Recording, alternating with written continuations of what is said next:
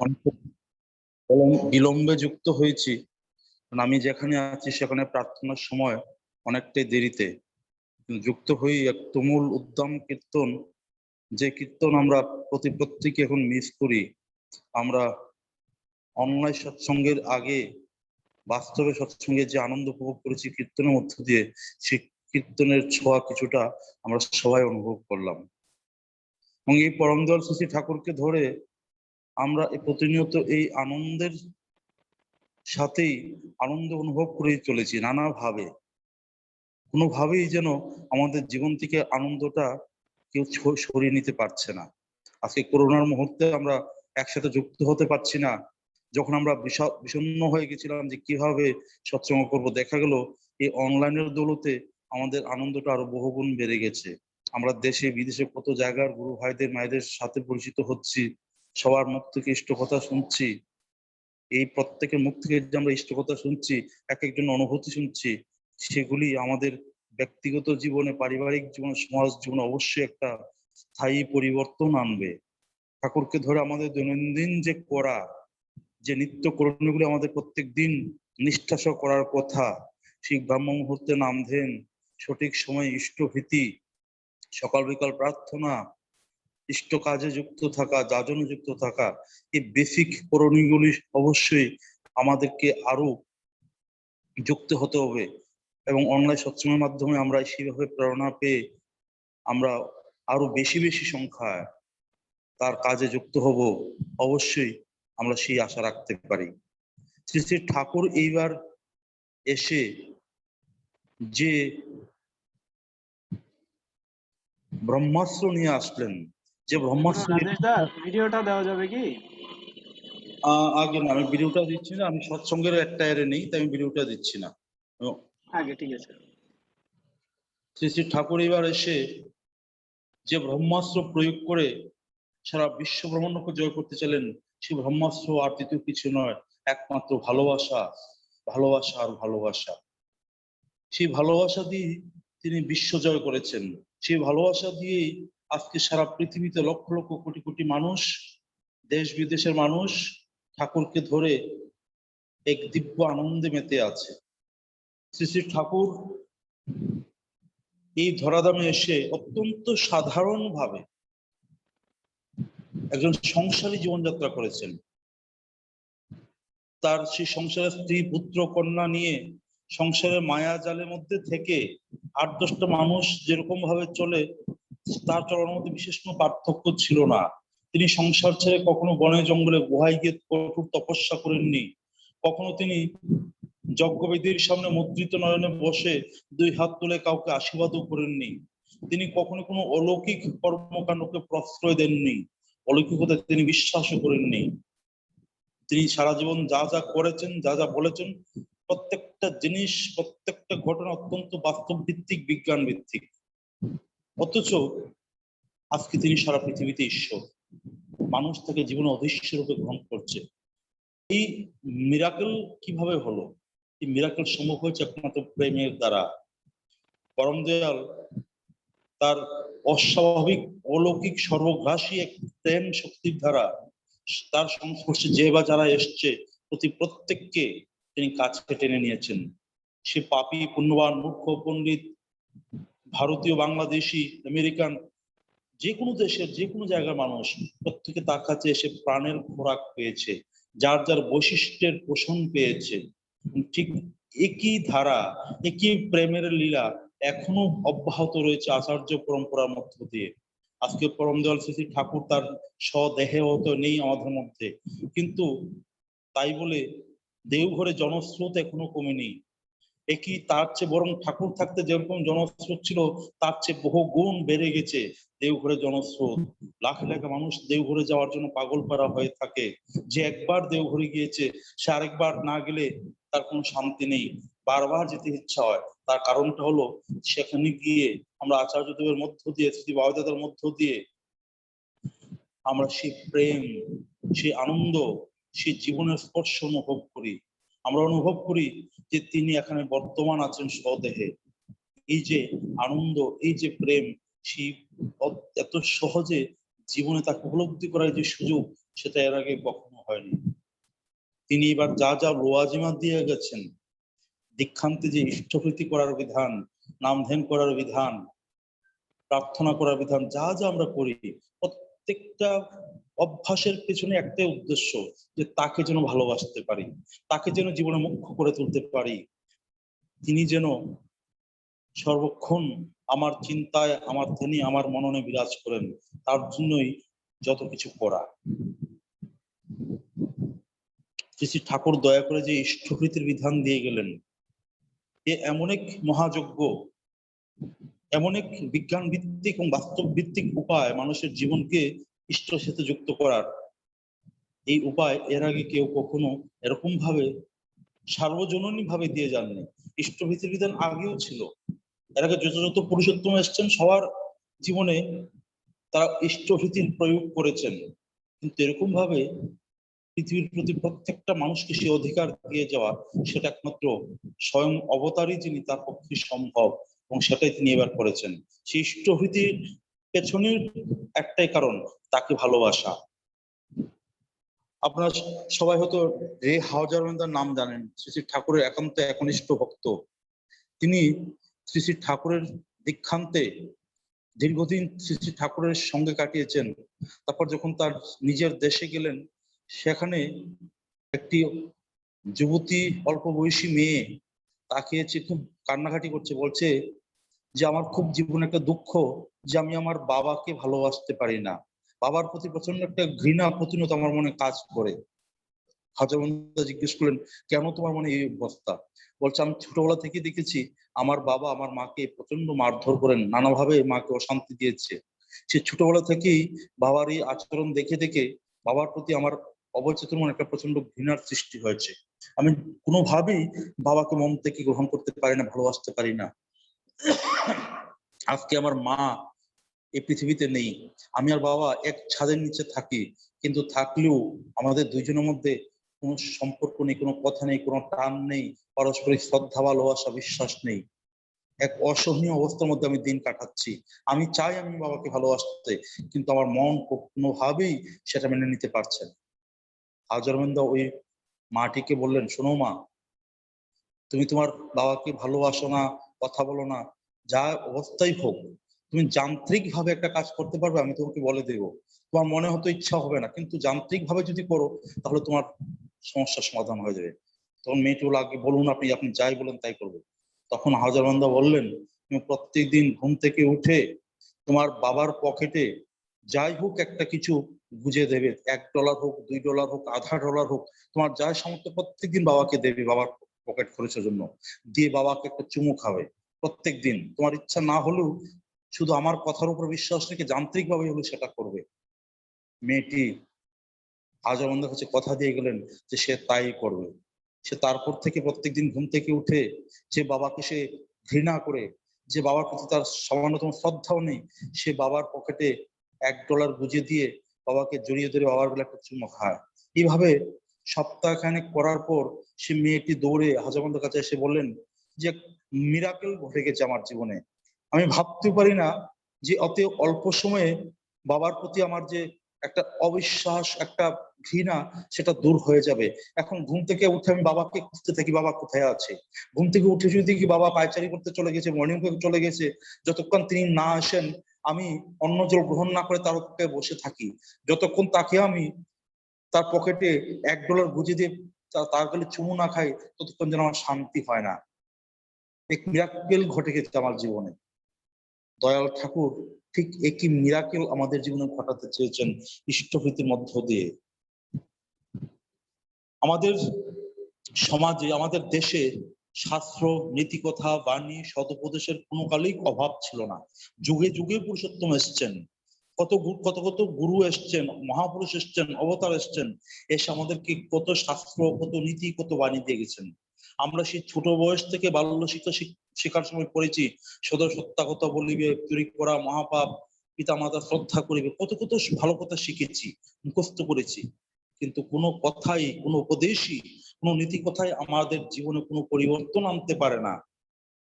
আমি ছোটবেলায় শিখেছি সদা সত্য কথা বলিবে, চুরি করা মহাপাপ। আমি বড় ডিগ্রি নিয়ে, বড় উচ্চ শিক্ষিত হয়ে, বড় অফিসার হয়ে যখন টেবিলে বসেছি, যখন আমার সামনে 10 লক্ষ টাকার ঘুষের প্রলোভন আসলো, তখন কিন্তু আমি ঠিক ছোটবেলায় শিক্ষা বাণীটা ভুলে গেছি। আমার সামনে যখন 10 লক্ষ টাকা সেই প্রলোভন আসলো, আমি সমস্ত কিছু ভুলে সেই প্রলোভনে হাত দিয়ে দিলাম। অর্থাৎ সেই মুখস্থ করা উপদেশ, নীতি কথা আমার জীবনে কোনো প্রভাব ফেলতে পারেনি। তেমনি যখন আমরা শ্রী শ্রী ঠাকুরের বিবাহ নীতি আমরা এমনিতে প্রচার করতে পারি বা সৎসঙ্গীদের মধ্যে অনেকেই জানে, কিন্তু বাস্তবে এই বিবাহের সাথে একটা প্রবৃত্তি ঘনিষ্ঠভাবে সম্পর্কিত, সেটা হলো কাম প্রবৃত্তি। আমরা সাধারণত কাম প্রবৃত্তির পরিপোষণের একটা মাধ্যম বিবাহের মধ্য দিয়ে পাই। তাই দেখা যায় বিবাহ নীতি জানা সত্ত্বেও বহু বহু যুবকরা, যুবতীরা শ্রী শ্রী ঠাকুরের নীতির বিরুদ্ধে গিয়ে এমন সম্পর্কে জড়াচ্ছে যেটা তাদের জীবন ধ্বংস করে দিতে পারে। সেই মুহূর্তে ঠাকুরের নীতিকতা বাণীগুলি তাদের মনে কোনো প্রভাব ফেলছে না। তার কারণ শ্রী শ্রী ঠাকুরের যিনি জীবন্ত প্রতিভু, তার প্রতি অখাট্য টান, তার প্রতি সেন্টিমেন্ট, তার মনে ব্যথা লাগবে এই ভয়টুকু মনে কাজ করছে না। কারণ বাস্তব করার মধ্য দিয়ে আচার্যদেবের প্রতি সক্রিয় নিষ্ঠা, আনুগত্য যদি না থাকে, তাহলে ঠাকুরের কথাগুলিও অনেক সময় আমাদের জীবনে প্রভাব ফেলতে পারে না। আমরা যখন দীক্ষা নিই তখন ঠাকুরকে চিনি না, তার প্রতিকৃতি সামনে বসে দীক্ষা নিই। তো যাকে চিনি না, জানি না, যার সম্পর্কে আমার ধারণা নেই, তাকে আমি কেন ভালোবাসবো? আর যাকে ভালোবাসি না, তার কথা আমার জীবনে কেন প্রভাব ফেলবে? কারণ শ্রী ঠাকুরের কথা, ideology or ism can not drive a person.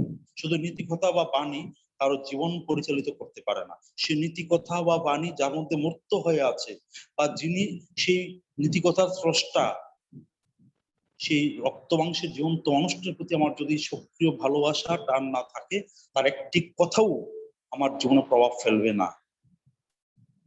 আমি যখন ঘুষ খেতে যাব 10 লক্ষ টাকার, তখন ছোটবেলার বাল্য শিক্ষা বইয়ের বাণীটি আমাকে প্রভাব ফেলবে না।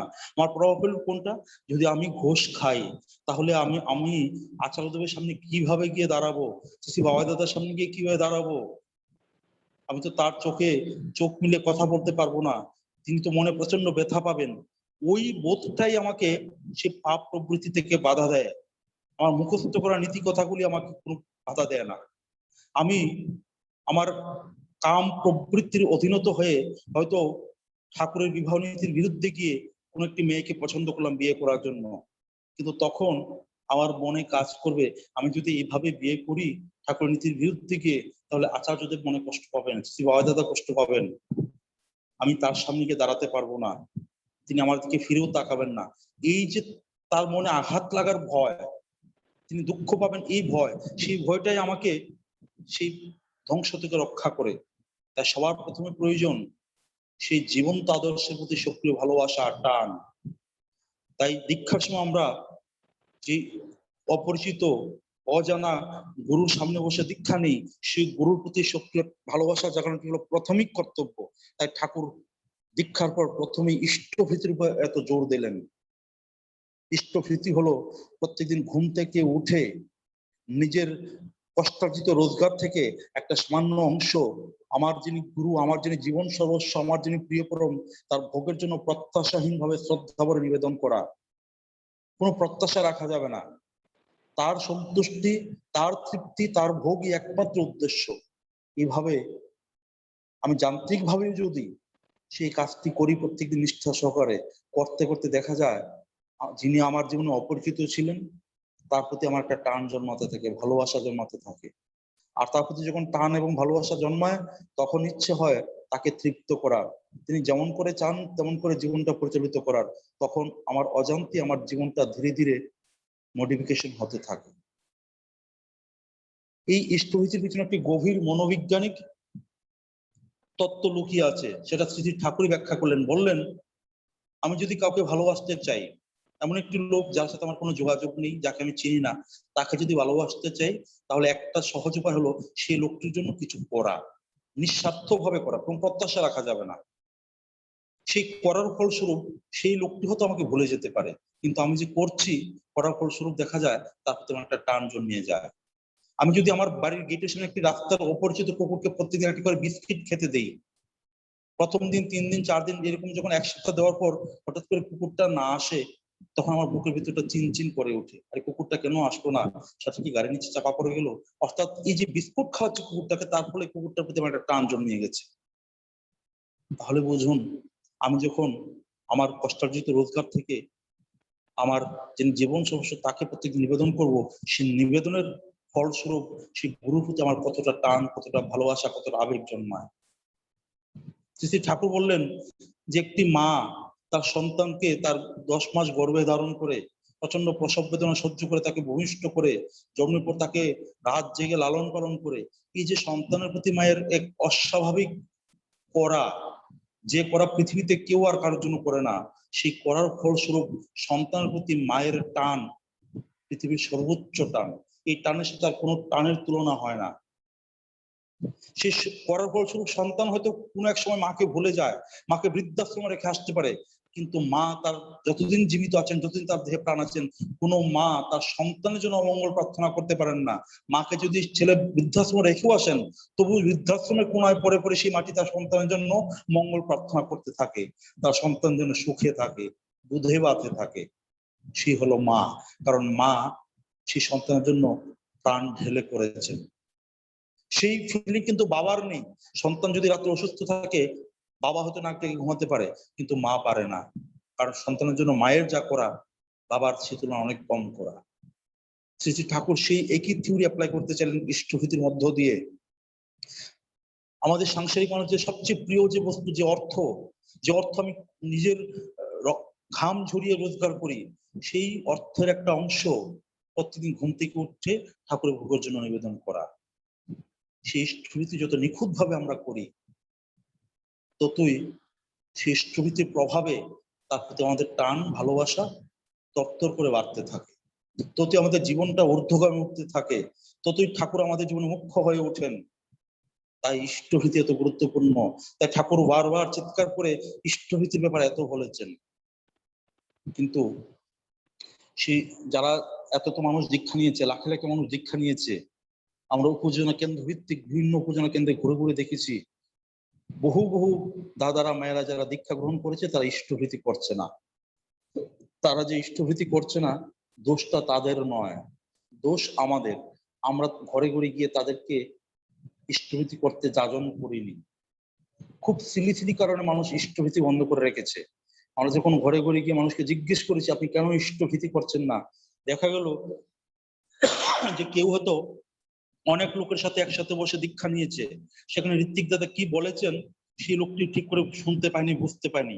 দীক্ষার পর সে বাড়িতে এসে লজ্জায় কাউকে জিজ্ঞেস করেনি, কেউ তাকে গিয়ে পুনরায় বুঝিয়েও দেয়নি। সেই তার মনে ইচ্ছা আছে ইষ্টভীতি করার, কিন্তু সে কাউকে জিজ্ঞেস করতে পারছে না লজ্জায়, আর সে করছেও না ইষ্টভীতি। বহু দাদাদের মায়েদের পেয়েছি যারা তাদের কোন নিকটাত্মীয় মারা যাওয়ার কারণে যখন অসহ্য হয়েছিল তখন ইষ্টভীতি বন্ধ করেছে। সে অসহ্য চলে যাওয়ার পর আবার কিভাবে ইষ্টভীতি শুরু করবে সেটা জানা নেই, তাই শুরু করেনি। কেউ কোনো কারণে ইষ্টভীতি বন্ধ করেছিল, কেউ শুক্রবারে নিরামিষ খায়, শুক্রবার মাছ মাংস খেয়ে খেয়ে ফেলেছে, কেউ তাকে বলেছে যে সর্বনাশ করেছো, শুক্রবারে মাছ মাংস খেয়ে তো আমার দীক্ষা ভঙ্গ হয়ে গেছে, সেই ইষ্টভীতি বন্ধ করে দিয়েছে। অথচ দীক্ষার কোথাও বিধান নেই যে শুক্রবারে মাছ মাংস খাওয়া যাবে না। শুক্রবার মাছ মাংস খেলে দীক্ষার নিয়ম ভঙ্গ হয় সেরকম কোথাও বলা নেই। আমাদের একটা মিসকনসেপশন দীর্ঘদিন যাবত আমাদের মনে কাজ করছে যে ঠাকুরের দীক্ষা নিলে শুক্রবারে নিরামিষ খেতে হয়। আমাদের সেই মিসকনসেপশনটা সাধারণ গুরু ভাই মায়েদের মন থেকে দূর করতে হবে। ঠাকুর বলেছেন মাছ মাংস খাস নে আর, পেঁয়াজ রসুন মাদক ছাড়। তার এই কথাটি পৃথিবীর প্রত্যেকটা মানুষের জন্য, যে দীক্ষা নিয়েছে তার জন্য, যে দীক্ষা নেয়নি তার জন্য, ভারতের জন্য, আমেরিকার জন্য, রাশিয়ার জন্য, বাংলাদেশের জন্য, পাকিস্তানের জন্য, প্রত্যেকটা দেশের প্রত্যেকটা মানুষের জন্য তার এই বাণী। কারণ শ্রী শ্রী ঠাকুর শুধু দীক্ষিতদের জন্য আসেননি, পৃথিবীর প্রত্যেকটা মানুষের জন্য এসছেন। তাই আমি দীক্ষা নেই আর না নেই, মাছ মাংস পেঁয়াজ রসুন ছাড়া আমাদের প্রত্যেকের জীবনের জন্য মঙ্গলপ্রদ। দীক্ষা নেওয়ার পর দিন থেকে শুক্রবারে মাছ মাংস খাওয়া যাবে না, সেই বিধান কোথাও নেই। তাই অনেকের মনে সেই ধারণা বসে গেছে যে শুক্রবারে কোনোভাবে যদি ভুল করে মাছ মাংস খেয়ে যায় তাহলে ইষ্টভীতি সেখান থেকে বন্ধ। এরকম বহু দাদাদের মায়েদের পেয়েছি। সেই মিসকনসেপশন আমাদের দূর করতে হবে। শ্রী শ্রী বাবাই দাদা একান্ত ভাবে চাইছেন আমরা যাতে উপজনা কেন্দ্রকে ভিত্তি করে সেই ঘরে ঘরে গিয়ে গিয়ে যারা ইষ্টভীতি করছে না তাদেরকে ইষ্টভীতি পরায়ণ করে তুলি। যদি মানুষ গণহারে এইভাবে ইষ্টভীতি পরায়ণ না হয়ে ওঠে তাহলে গণদীক্ষার সুফল কখনো আমরা সমাজে পাবো না। যে গণদীক্ষা শ্রী শ্রী ঠাকুর একান্ত ভাবে চেয়েছেন যে প্রত্যেকটা ব্যক্তি জীবন, পরিবার জীবন, সমাজ জীবন এবং রাষ্ট্র জীবন যদি উন্নতির দিকে যেতে হয়, শান্তি স্বস্তির দিকে যেতে হয়, তাহলে গণদীক্ষা ছাড়া আর কোনো বিকল্প নেই। কিন্তু সেই গণদীক্ষাতে ক্ষান্ত থাকলে হবে না। শ্রী শ্রী বাবাই দাদা বলেন আমরা ভাবি সাধারণত যাজন মানে কি, একটা জায়গায় গিয়ে একটা লোককে কথায় ব্যবহারে সবাই দীক্ষা নিতে উদ্বুদ্ধ করলাম আর ভাবি যে সে দীক্ষা নেওয়ার সাথে সাথে আমার যাজন শেষ হয়ে গেল। তিনি বলেন না, যতক্ষণ পর্যন্ত সেই লোকটা দীক্ষার পর ইষ্টভীতি পরায়ণ না হয়ে উঠলো, নামধ্যান পরায়ণ না হয়ে উঠলো, প্রার্থনা পরায়ণ না হয়ে উঠলো, সবসময় মূল স্রোতের সাথে না যুক্ত হলো, আমার যাজন শেষ হয়নি। তাই যাজন একজনকে যখন দীক্ষার জন্য বলি তখন আমারও দায়িত্ব এসে পড়ে দীক্ষার পর যাতে সেই লোকটা দীক্ষাতে যা করণীয় সেগুলি করতে অভ্যস্ত হয়। এবং সেই কাজটি এখন খুব সহজভাবে করা যায় উপজেলা কেন্দ্রকে ভিত্তি করে। ঘরে ঘরে গিয়ে মানুষের সাথে কথায় ব্যবহারে সহানুভূতিতে ভালোবাসায় হৃদ্যতা স্থাপন করে তাদের অহংয়ে আঘাত না দিয়ে তাদেরকে ইষ্টভীতি করতে উদ্বুদ্ধ করা। যারা ইষ্টভীতি করছে এরকম বহু দাদাদের মায়েদের আমরা পেয়েছি যারা 30 দিন হলে ইষ্টভীতি জমা দেয়। তাদের সেই ইষ্টভীতি করার মধ্যে বহু ত্রুটি বিচ্যুতি। সেই বাবা দাদার নির্দেশ মতো আমরা যখন ঘরে ঘরে গিয়ে দাদাদের মায়েদের জিজ্ঞেস করেছি যে আপনি কিভাবে ইষ্টভীতি করেন একবার আমাদের সামনে শুরু থেকে শেষ অব্দি করে দেখান। দেখা গেল এই সামান্য অল্প সময়ের মধ্যে অনেকগুলি জিনিস বাদ পড়ে যাচ্ছে। প্রথমে যে ফাঁকটা দেখতে পেয়েছি, বহু দাদারা মায়েরা বিছানায় বসে ইষ্টভীতি করেন, তাতে কোনো অপরাধ নেই, বিছানায় বসে ইষ্টভীতি করা যায়, কিছু বর্দার সেই অনুমতি রয়েছে। কিন্তু ইষ্টভীতি করার আগে সাষ্টাঙ্গে প্রণাম করতে হয়, কপাল মাটিতে ঠেকিয়ে, দুই হাত দুই পা মাটিতে দুই হাঁটু মাটিতে ঠেকিয়ে সাষ্টাঙ্গে প্রণাম করে প্রণামের মন্ত্র উচ্চারণ করতে হয়। বহু দাদাদের মায়েদের পেয়েছি বিছানায় বসে যখন ইষ্টভীতি করছে ইষ্টভীতির কয়েনটা হাতে নিয়ে কপালে ঠেকিয়ে হাতে নিয়ে বিড়বিড় করে ইষ্টভীতির মন্ত্রটা বলে আবার রেখে দিচ্ছে। সাষ্টাঙ্গে প্রণাম এবং প্রণামের মন্ত্র বাদ হয়ে যাচ্ছে। সেটা কোনোভাবেই প্রযোজ্য নয়। আমি বিছানায় বসে করি আর ঠাকুর আসনের সামনে বসে করি, সাষ্টাঙ্গে প্রণাম করে প্রণামের মন্ত্র উচ্চারণ যেন যথাযথভাবে হয়। শ্রী শ্রী বাবা দাদা বলেন ইষ্টভীতি করার আগে কমসে কম 10 মিনিট যাতে নাম ধ্যান প্রত্যেকটা গুরু ভাই এবং মা করে। সেই নাম ধ্যানের অভ্যাস যাতে মিনিমাম 10 মিনিট প্রত্যেকের জীবনে থাকে, সেটা কোনোভাবেই যাতে বাদ না যায়। কিন্তু বহু দাদাদের মায়েদের দেখেছি যে মিনিমাম 10 মিনিট নাম ধ্যান করা সেটাও অভ্যেস নেই। কারণ আমরা তাদেরকে গিয়ে যাজন করিনি যে নাম ধ্যান কিভাবে করতে হয়। দীক্ষা শুনেছে যতটুকু শুনেছে ততটুকুই। তাই প্রত্যেকে ইষ্টভীতি নিবেদন করার আগে কমসে কম 10 মিনিট নাম ধ্যান করা, সেটা আমাদের জন্য মিনিমাম 10 মিনিট। তাহলে আমরা যারা দীর্ঘদিন ইষ্টপথে চলছি, নাম ধ্যান করছি, তাদের জন্য নয়, তাদের জন্য সেই 45 মিনিটের বিধান। যারা একদম করছেন না, যাদের অভ্যেস নেই, তাদের জন্য সেই 10 মিনিটের বিধান। সেই 10 মিনিটে সীমাবদ্ধ থাকতে শ্রী বাবা দাদা বলেননি, 10 মিনিট অভ্যাস করে তারপর সেটা বাড়িয়ে বাড়িয়ে সেই 45 মিনিট 1 ঘন্টা নিয়ে যাওয়া। নাম ধ্যান করার পর শত অনুজ্ঞা পাঠ করা, আমি অক্রোধী, আমি অমানি, এই শত অনুজ্ঞা ইষ্টভীতিরই অংশ, সেটা কোনোভাবেই বাদ দেওয়া চলে না।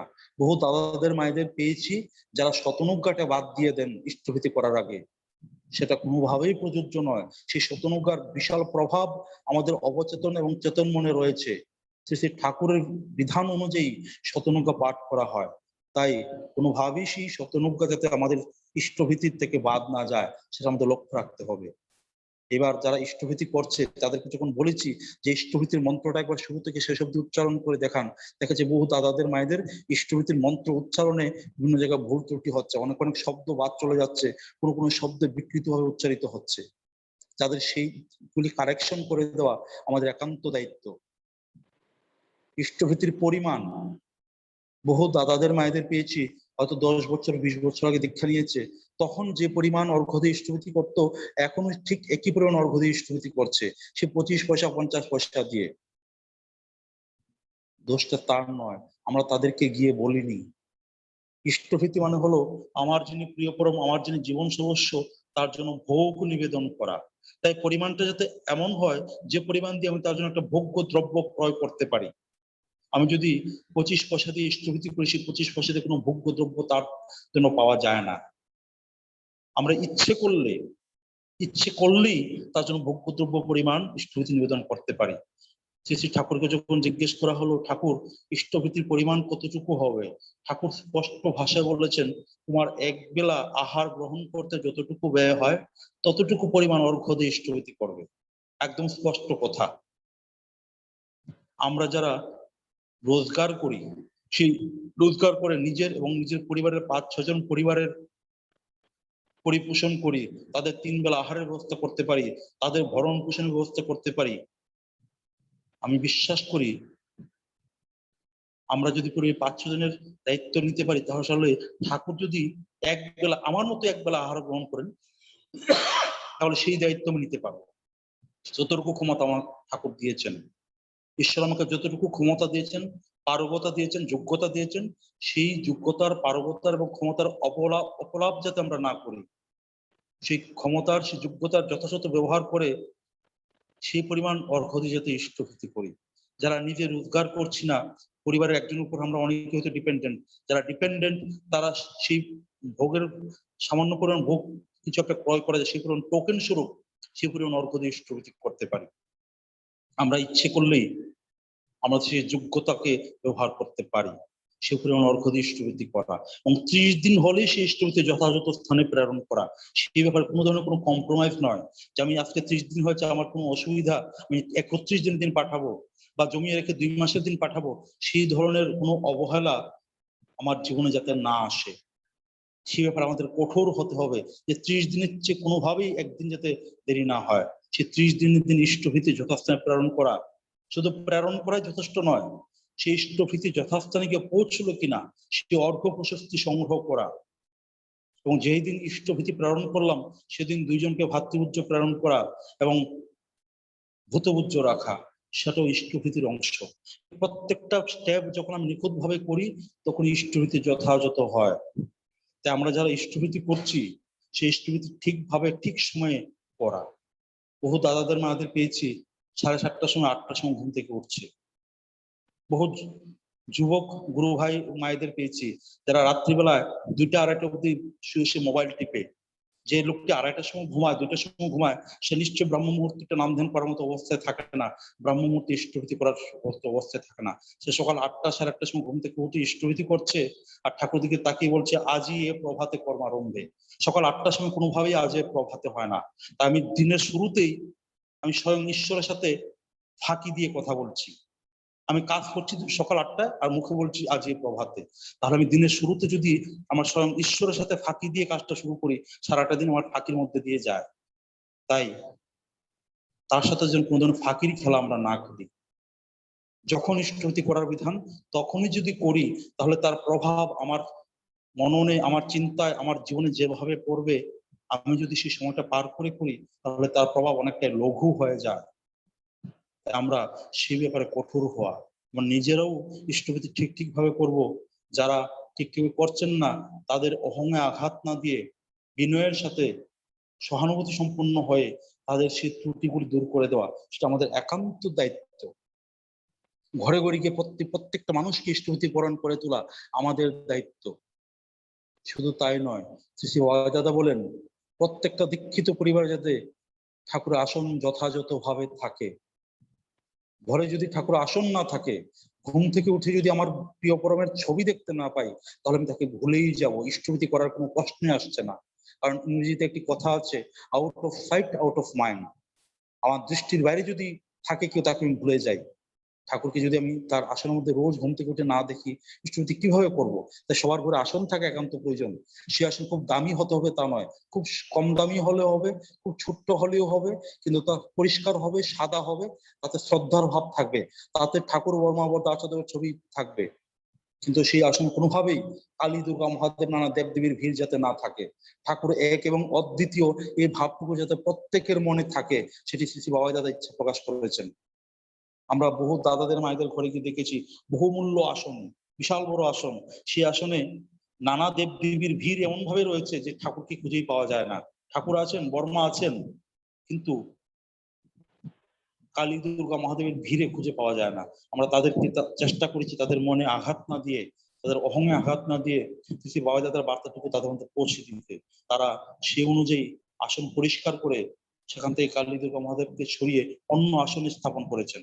তার মানে এই নয় যে আমরা কালী দুর্গা মহাদেবকে অশ্রদ্ধা করব, তাদেরকে পূজা করবো না, অবশ্যই পূজা করব, কিন্তু ভিন্ন আসনে, পুরুষোত্তম আসনে কখনো নয়। তিনি এক এবং অদ্বিতীয়, আমরা যেন সেই বোধে আমাদের পাকা থাকে। তার পাশাপাশি বহু দাদাদের মায়েদের আসনে ঠাকুরের ছবি বিকৃত ভাবে আছে। একটা ফ্রেমের মধ্যে ঠাকুর, বর্মা, বর্দা, আচাদেব, দাদা সবার ছবি গাঞ্জাগাঞ্জি করে, একজনের বুকে পিঠে, একজনের মাথায়, একজনের পায়ে, এরকম করে একটা ছবি। সেটা কোনোভাবেই সৎসঙ্গের অনুমোদিত ছবি নয়। কোনো একজন বুদ্ধিমান ব্যবসায়িক ব্যক্তি খুব অল্প খরচে যাতে মানুষ সবার ছবি পেয়ে যায় সেটা কম্পিউটার এডিট করে বানিয়েছে। সেই ছবি আসনে বসানো উচিত নয়। আসনে ঠাকুর, বর্মা, বর্দা, আচার্যদেবের আলাদা আলাদা প্রতিকৃতি থাকবে। একটা ফ্রেমের মধ্যে একজনের বুক আর একজনের পেট উপরে চাপাচাপি করে যে ছবিটা, সেটা যাতে কোনোভাবেই না থাকে। আমাদের সে ব্যাপারে সতর্ক হতে হবে। আমাদের বুঝতে হবে কোনটা ঠিক কোনটা বেঠিক। সবার ঘরে যাতে অন্তত সত্যানুসরণ বইখানা থাকে। শ্রী বাবা দাদা একান্ত ইচ্ছা প্রকাশ করেছেন শুধু বই থাকাই নয়, সেই বইয়ের 2টা লাইন প্রত্যেকদিন পাঠ করা আর তার অর্থ অনুধাবন করে নিজের জীবন চরিতার্থ করা। সেটা আমাদের নিত্য অভ্যাসে দ্বারায় আমরা যাতে প্রত্যেকে সকাল বিকাল প্রার্থনা করতে অভ্যস্ত হয়ে উঠি। যে যেখানে থাকি বিকালবেলা সেখানেই যাতে প্রার্থনা করি। বাড়িতে সবাই সমবেত করতে পারলে আরো ভালো। যদি কোনো কারণে বাড়িতে না থাকা সম্ভব হয়, আমি বাজারে থাকি, অফিসে থাকি, যেখানে থাকি সেখানে দাঁড়িয়েই করবো। সকালবেলা বাড়ির সবাই একসাথে প্রার্থনা করব। আমরা রাতের খাবার সবাই একসাথে আহার করব। রাতের খাবার আহার করতে করতে সারাদিনের গল্প ঘটনা একে অপরের সাথে শেয়ার করা, একে অপরের খোঁজ খবর করা, সেটা যেন আমাদের নিত্য অভ্যাসে দাঁড়ায়। তাতে পরিবারের মধ্যে শান্তি, সম্প্রীতি, ভালোবাসা ফেরত আসে। আর যে পরিবারে শান্তি, সম্প্রীতি, ভালোবাসা নেই, সেই পরিবারে ঠাকুর বাস করেন না। তাই পরিবারে যদি ঠাকুরকে প্রতিষ্ঠা করতে হয়, তাহলে সেই পরিবারে পারিবারিক শান্তি সম্প্রীতি প্রতিষ্ঠা করা সবার আগে প্রয়োজন। সেই উপায়টা শ্রী বাবা দাদা বলে দিলেন।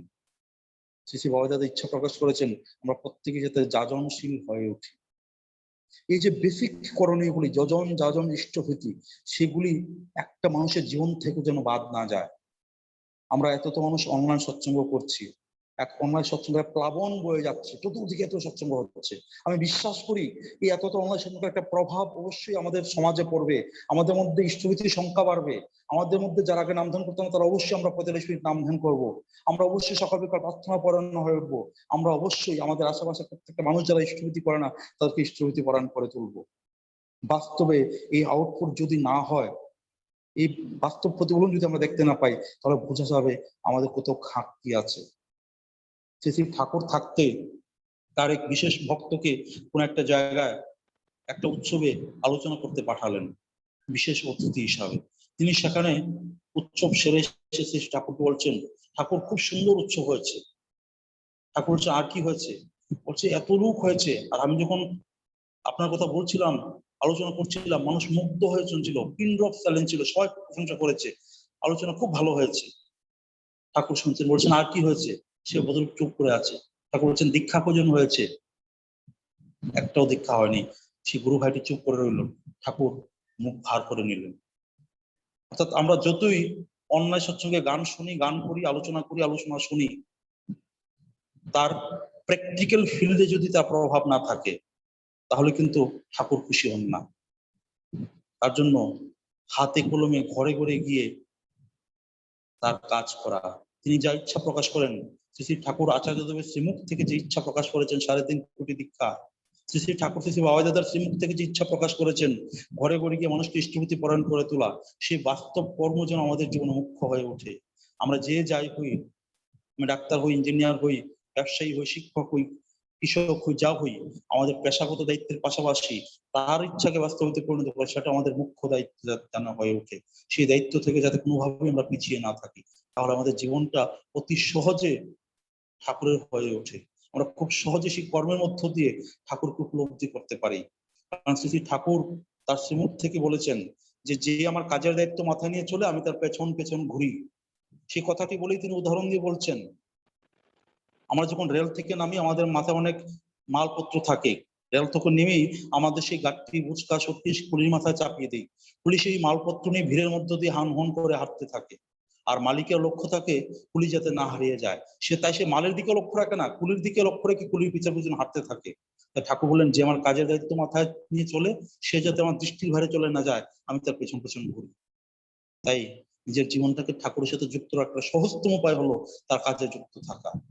আমরা প্রত্যেকেই সেই বাস্তব কর্মে যুক্ত থেকে বাস্তব নিত্য অভ্যাসের মধ্য দিয়ে তারকে তৃপ্ত করতে, তার মুখে হাসি ফোটাতে সাধনায় ব্রতী হব, এ প্রার্থনা রেখে আমার আলোচনা এখানে রাখছি।